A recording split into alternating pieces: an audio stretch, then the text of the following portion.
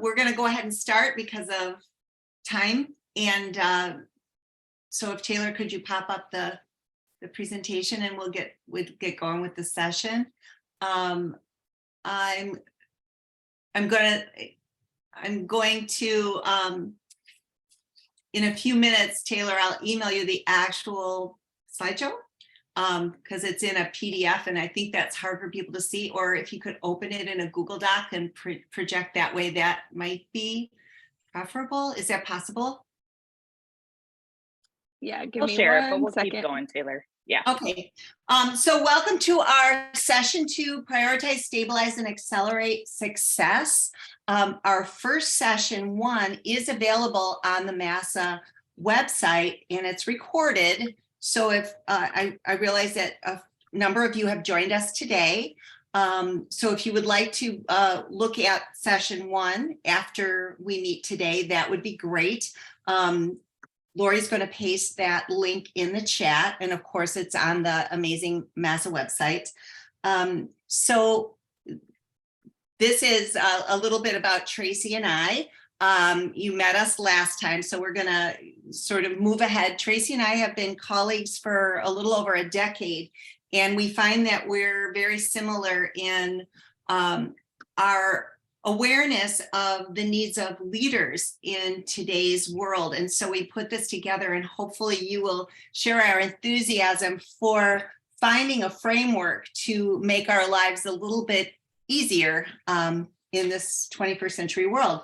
So first of all, just to review session 1. Session 1, very briefly, we worked together to consider how we were going to create an environment in which every student and adult in our school or district feels seen, heard, and valued in an environment that exemplifies our beliefs and values and expectations. We did this by working to develop a vision and then looking at our current state of being and doing a gap analysis and then building out that gap analysis into a goal that we were going to set for the next month, and then work through that goal through clear action steps. So then very quickly, I'll go through the norms and we'll move into exploring the next 2 elements of the framework. So the first element is culture. The second element is clarity, and the third is collective efficacy. So we're going to zero in on clarity and collective efficacy today and create clear goals and action steps to apply that in our workplace immediately and also with a future plan in mind. So on the next slide, we will see many of you are familiar with the vowel norms. Within this environment, if you have questions, please put them into the chat and we will be following your questions. We really appreciate with all this going on in your lives that you're fully engaged, and we want to help you integrate this new information so that you can use it in your own workplace. The next slide is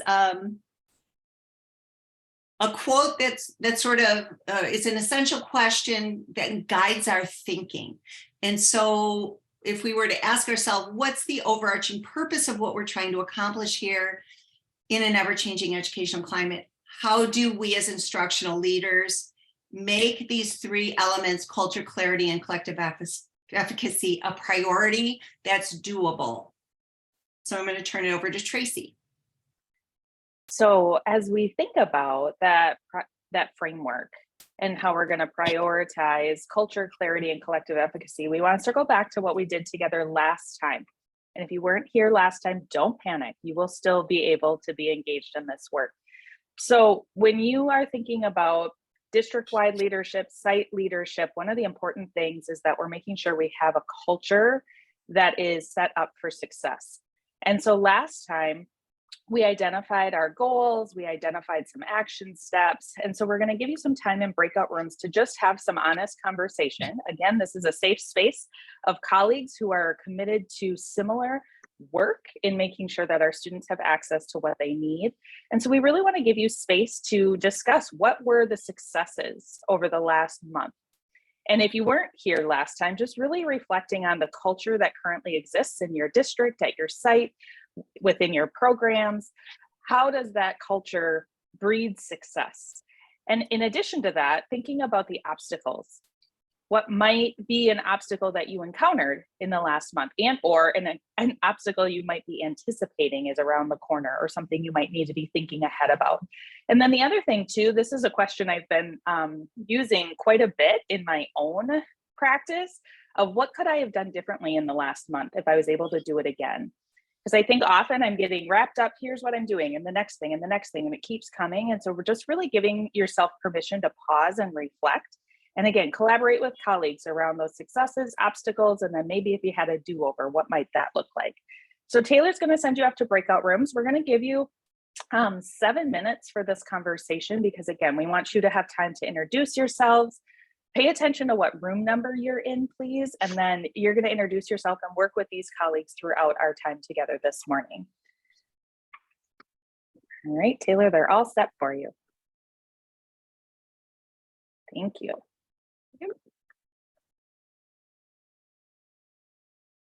Welcome back, everyone. Okay, Hope you so had an opportunity for good conversation, and Bonnie's going to move us into the next layer of our framework.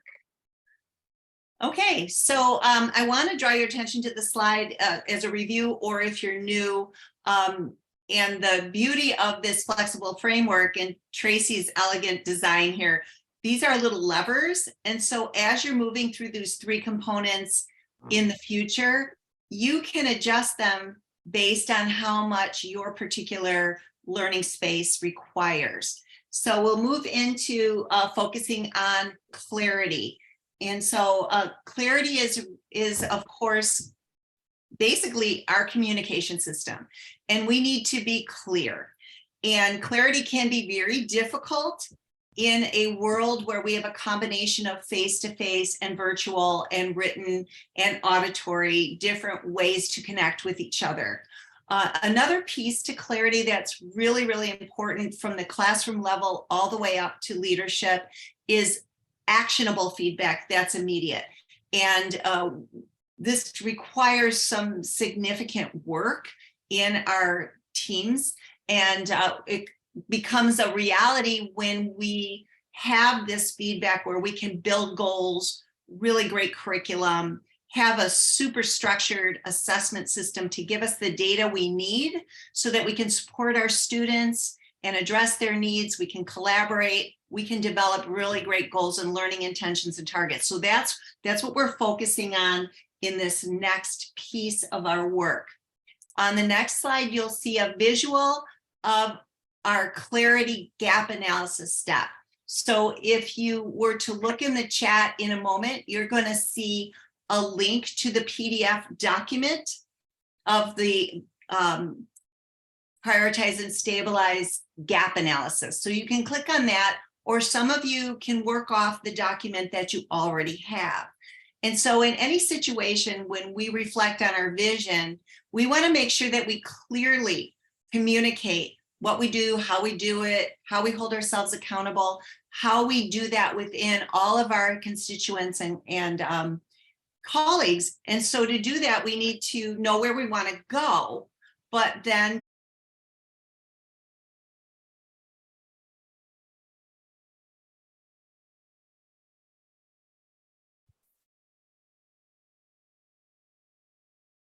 okay, I'm going to bring us back. Hopefully you were able to bullet point out a few ideas related to your current situation. And now we're going to move to the next slide to prepare for some more breakout time. So you're going to have 10 minutes, and you'll have the full 10 minutes because you've already had the opportunity to introduce yourself. And so you can share what you're dealing with and what you're hoping for, and discuss some possible strategies for moving forward into this space, and then jot it down in your strategy column. So Taylor's going to bring us back into our breakout sessions. Any questions that you have, please put them in the chat area, and we're happy to answer your questions or provide resources that you need. So for example, John will put the link back in for the slideshow. Okay, let's head out to some breakout sessions. We'll have 10 minutes.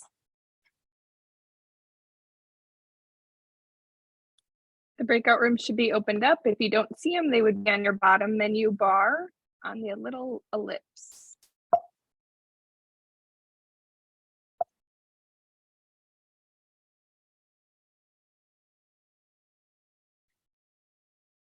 Welcome back. As we settle back in our main room together, I'd love for you to open up the chat and share one of those strategies that resonated with you from your group discussion. As we think about that idea of clarity, how do we move from where our current reality is to that vision of communicating what we do, how we do it, and how we hold ourselves accountable? And so there were a couple things. In breakout room 2, we were talking about the acronym SOUP and how John talked about his office as an acronym-free zone, and how often are we using that academic jargon, talking about MTSS, talking about the ADSYS grant, and our families and communities are like, I have no idea what you're talking about. And so even something as simple as removing the acronyms and really talking about this is what we're doing, this is why we're doing it, and not bundling that with an acronym that even our staff, Annette, I heard you say that sometimes our staff doesn't necessarily know the acronyms that we're using and what we mean by that. So thinking about how we communicate what we do and how often might there be misunderstandings or misconceptions in that. So again, go ahead and add some things that resonated with you. Thanks, Annette.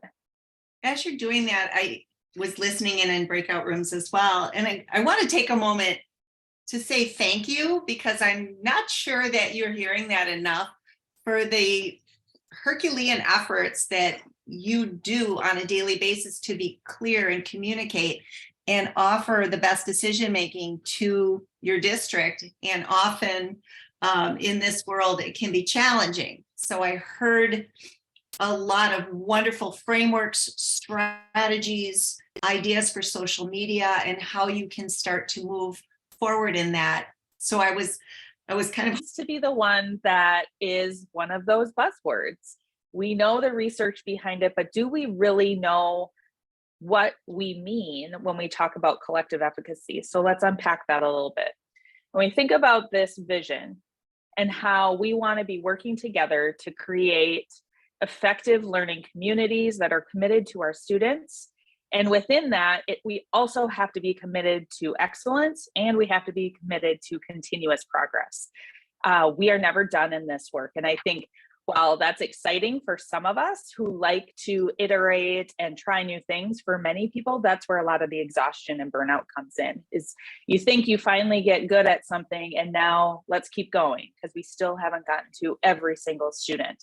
And so how do we really make decisions that are systemic and are truly creating visible learning and providing evidence that we are moving in the right direction? So whether that's removing some of those distractions, the barriers to success, making sure that our professional learning is not just sage on the stage, I'll say, but really facilitated and empowering to the staff that we work with and the staff that we work through. So collective efficacy is really about that interconnectedness of the system in order for each and every person within the system to experience that level of excellence and success. And so really leaning on our colleagues in this room, wanting to make sure that we're brainstorming, how do we do this? I know many of us have those PD days once or twice a year, and depending on where your staff is at, some might take that as a day off, some might come fully engaged, and you might have a range of people in between. But going back to clarity, do we have meaningful feedback loops? So even if they can't access the professional learning in that day, we're still making sure that we're building collective efficacy and our staff still have access to that learning. Because otherwise, how are we going to work together and create that connected, effective learning community if we have individuals who aren't accessing the learning that we need them to know in order to move us forward across the system? And so really thinking about this big audacious vision And I think if anyone in the room has the answers to this, we all want to know about it, right? That this is really where we're striving as districts, as building leaders, as teachers too. And so when we think about where you're at, we're going to use the same process and give you 2 minutes to do some self-reflection and understanding where are you at? Where are your professional learning communities at? Where is that level of commitment to each and every student? Where is that level of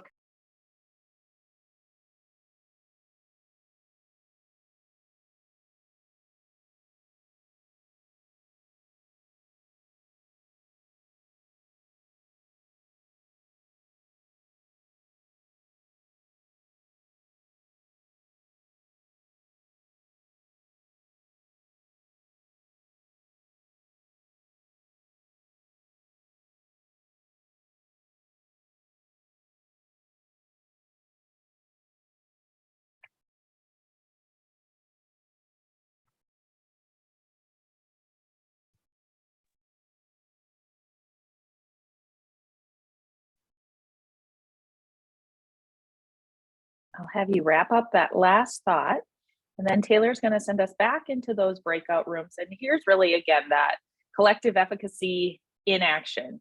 All of us come with different perspectives, different ideas, different successes and or possibly obstacles within our own work. And so being able to brainstorm, what does collective efficacy look like? How do you know it exists within your system?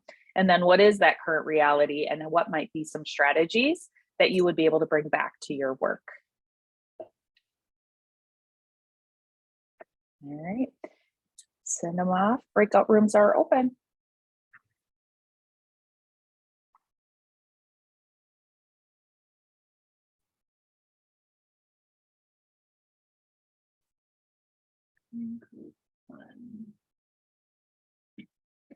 Okay, welcome back again. Amazing conversations. I wish the breakout sessions were recorded, but they're not.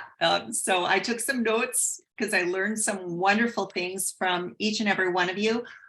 We are now moving into a time for you to think about what are the conditions for goal setting in your space. So we're going to move to the next slide and remind you that we have thought through these 3 different levers and they're all important, but each and every one of you has a different focus that needs to be addressed in this 3-part framework in order to prioritize what you're doing to move everything forward towards student success. So on the next slide, we're going to be talking about the gap analysis and goal setting piece. There should be a link in the chat for you to get that document if you need it. I put it in there a little bit earlier. It's in there. Just added it. Okay, yeah, because it was up and sometimes the chats disappear. So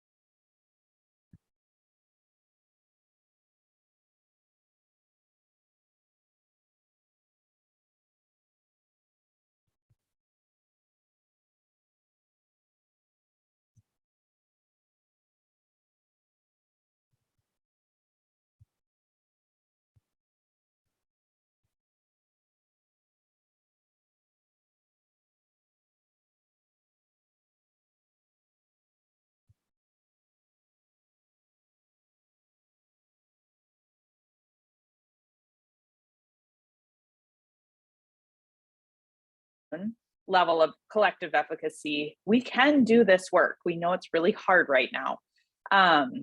And so giving yourself credit, again, one of my takeaways, and it sounds really simple, is no acronym zone. Okay, I'm taking that with me, catching myself saying acronym, and people probably going, well, don't ask her what that is. She assumes I know. And so now I'm creating that culture that's no longer safe to ask clarifying questions because of just my use of acronyms. And so again, often I fall into what's the big grandiose plan rather than what are those small, simple steps we can take that then compound to get us the result that we're looking for. And so Bonnie and I, as we look ahead and wrap up our time together, we wish you all the best in implementing your action plan and have so much gratitude for your time and willingness, especially on a snow day, because we know you might open up some space in your brain during a snow day, but at the same time, it also might just need to be So it says a lot about you as leaders that you are committing to your own growth and professional learning. And so thank you for that time together. Bonnie and I are always available for coaching conversations, being thought partners, supporting you and your work across your systems. And so the exit slip was just put into the chat. So if you could fill that out for us, this is also how MASA will be awarding CEUs for you. So you can look for those coming to your inbox in the next few days, weeks, whenever that timeline might be. So with that, again, thank you, Bonnie. I was going to say we may follow up based on some of the conversations we've heard. I heard some wonderful resources that you've developed or things that you've experienced. So if you see an email from Tracy or I, it may be with some questions about what we heard and learned from you. So hopefully that would be a welcomed email.